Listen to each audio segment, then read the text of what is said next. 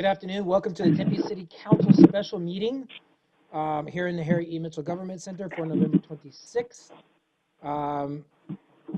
We are here. The first item on our agenda is a call to the audience. Audience members have up to 3 minutes to address item number 2. If you'd like to speak, please fill out your speaker's card located in the back of the council chambers, which we have one speaker card that is filled out. And if Mr. Mario Martinez can come forward.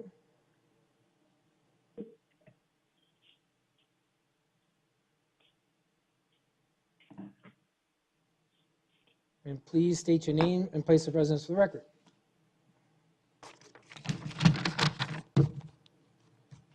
Thank you. Good afternoon. My name is Mario Martinez, and I live in Tempe.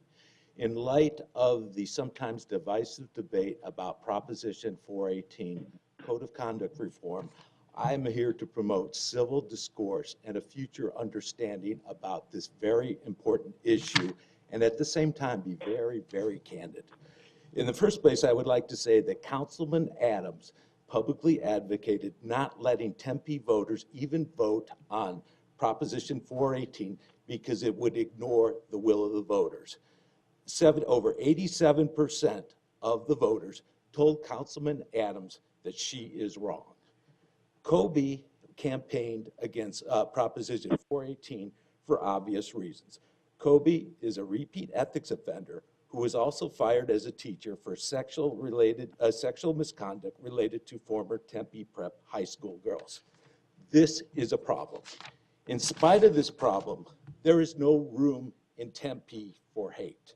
As a former Catholic altar boy, I do not hate Kobe because I don't think that it's appropriate to hate such people.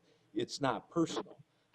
It's not personal. As someone who was raised Catholic, I have seen evidence of sexual abuse of minors in the Catholic Church. And I can tell you, the solution to a priest who was fired for sexually deviant acts as a teacher is not to put them in the church, it's not to put them in the school offices, and it's not to put them on the city council.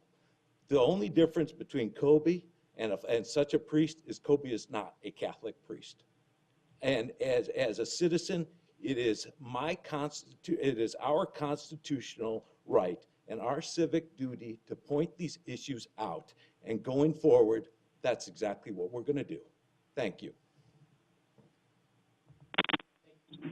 You're welcome.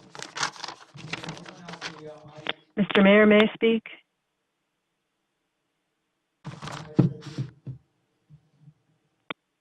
Yes, Vice Mayor Kuby.